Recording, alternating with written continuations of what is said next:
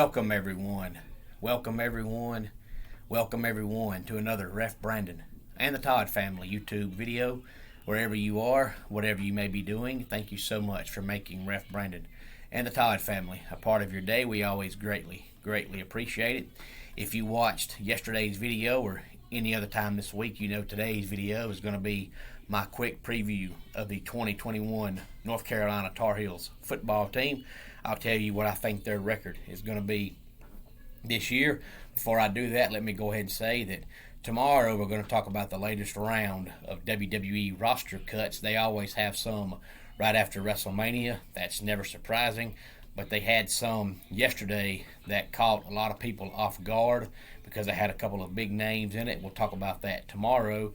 And then coming up on Saturday, we're going to talk about the NBA playoffs for a little bit because the first round of the playoffs is underway. A lot of the matchups are already finished, and most of the ones that are not will be finished by Saturday. So we'll talk about the NBA playoffs for a little bit on Saturday. So if you're a basketball fan or know someone who is, then stay tuned for Saturday's video. And if you're a wrestling fan, stay tuned for tomorrow's video, but also go back and watch yesterday's video where I did my opinion of the top 10 all-time WWE finishing moves. And before I get into North Carolina's schedule, let me just say I want some opinions because coming up sometime in the next couple of weeks, what I want to do is have a video where we talk about maybe the top 10 best traditions in college football.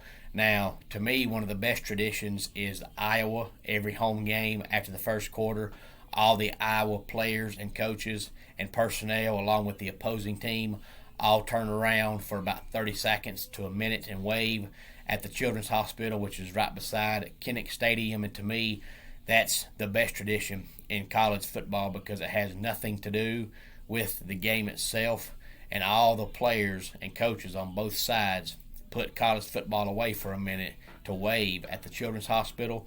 And every time I see that, I cry. It's been 3 years now, and it still makes me tear up because I think that is something that is exceptional. But for the most part, traditions happen at the entrance of the game to the home team. Almost every home team has an exceptional entrance. And of course, if you like that team, you're going to say theirs is the best. Like the Oregon Ducks, their entrance involves the duck riding on a Harley, which to me is the dumbest thing ever. But I'm sure that 99% of Oregon Duck fans are going to tell you, oh, that's great. So if you have any ideas on what you think is a great college football tradition, whether it's entrance or whatever, please feel free to let me know. But let's try not to make it about our team because, like I said about Oregon, to me their entrance is stupid, but Oregon fans are going to tell you it's great. So whoever your team is and whatever their entrance is or their tradition, of course you're going to say it's great because they're your team. So if you have an idea on something that's great that's not your team, then please feel free to let me know in the comments. I want to go ahead and put some feelers out now because we'll talk about that coming up here in the next couple of weeks. And also I want to have a video where we talk about 5, 6, 7 coaches, something like that, that in my opinion, for whatever reason, for one reason or another, are on the hot seat as we head into the 2021 college football season. If you have any ideas or thoughts on that, on who you think might be on the hot seat, please feel free to let me know. And without further ado, we'll go ahead and talk about North Carolina's 2021 football season. Now, I can't really go in depth about it because I've already did my predictions on Wake Forest and Florida State and Georgia Tech and Miami, and North Carolina plays all those teams. But I can say that they open up on Friday night, September the 3rd, against Virginia Tech, and we know their inter-conference, cross-conference rivals, NC State, and they'll wrap up the season with them in game number 12. But the surprising part about their schedule is their non-conference games are Georgia State, Notre Dame, Wofford, and Wake Forest. Yes, that's right. They play conference rival Wake Forest in a non-conference game. Both teams had an open date from where they had a non-conference game get canceled. So I guess they figured they would save themselves money, and instead of going out and playing somebody and having to pay that team to come play them, they would just play somebody that's right up the road, and it'll count as a non-conference game. So there are 4 non-conference games. They're Georgia State, Wofford, Notre Dame, and Wake Forest. They'll lose to Notre Dame, and if you watch my prediction on Miami, you know I've got them losing to Miami as well. So I've got them going 3-1 non-conference. But in conference, they'll lose to Miami, and they'll also lose to somebody else they shouldn't lose to. Like last year, they lost to pitiful Florida State. I've never been a believer in Mac Brown. Mac Brown's a clown.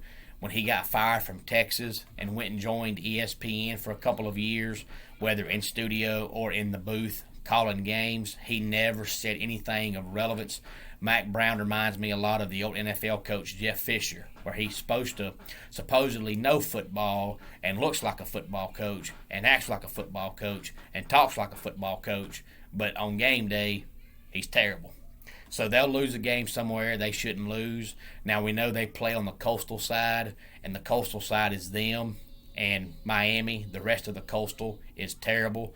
Virginia Tech was good when they had Frank Beamer, but under Justin Fuente, they have progressively gotten worse every year. Georgia Tech is going to be a joke as long as Jeff Collins is there. You want to talk about a clown? That man's a clown. First coach I've ever seen that doesn't even put out starting lineups. He says, everybody on my team's going to play. That's the biggest bunch of malarkey I ever heard in my life. And we know Duke is always terrible because, well, Duke is Duke.